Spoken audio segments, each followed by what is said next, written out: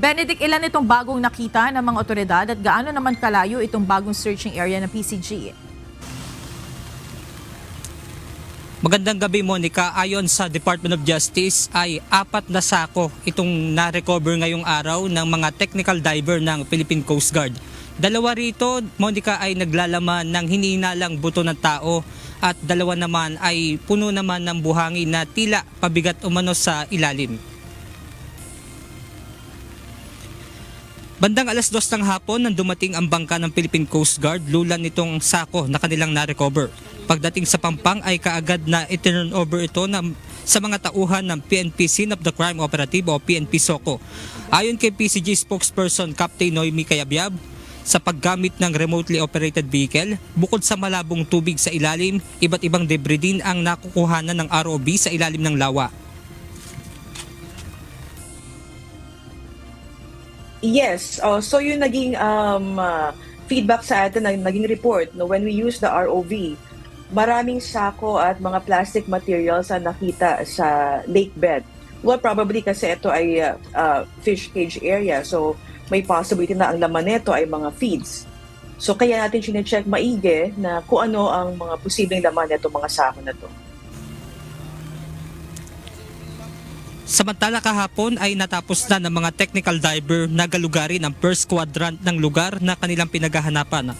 Ayon pa kay Captain Cayabyab, hinati ng PCG sa 4 na quadrant ang 300 by 300 square meters ng Taal Lake na pinaniniwala ang lugar kung saan itinapon ang mga nawawalang sabongero. At ngayong araw ay lumipat na ang PCG diver sa 3rd quadrant na medyo malayo na sa shoreline.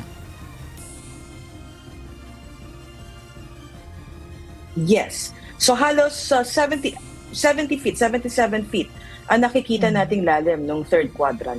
So yung 1st quadrant is malapit sa shoreline, and then nag-move tayo to 3rd quadrant na nasa malalim na parte ng ating identified na search area. So we will be utilizing the ROV aside doon sa mga technical divers natin. At dahil medyo malalim na, malaking tulong ang nagagawa ng ROV sa ganitong operasyon. So etong ROV ay may malakas na ilaw na nakakatulong na makita yung ilalim, lalo na yung sa parte ng lakebed na medyo mabura.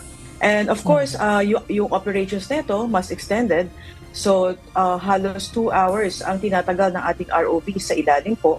And sa mga last operations po natin, medyo malalim na rin po na ating naabot to the ROV because it has the capacity to see the lakebed up to 1,000 feet. Samantala bandang 3:01 hanggang 3:13 PM kanina ay nagkaroon ng minor phreatomagmatic eruptive event ang Bulkang Taal.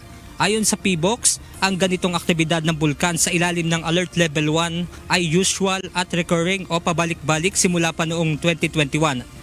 Patungo rin sa southeast ang plume nito, kabaligtaran naman ng lokasyon ng diving site. At ang high-risk area para sa phreatic at phreatomagmatic eruption ay ang Taal Volcano Island. Monica, ito nga nangyari sa phreatomagmatic eruption ng Bulkang Taal kanina ay dahil sa naghalo yung groundwater doon sa mainit na bato sa ilalim ng bulkan. At yan muna ang ating update mula rito sa Laurel, Batangas. Balik sa inyo dyan, Monica. Maraming salamat, Benedict Samson.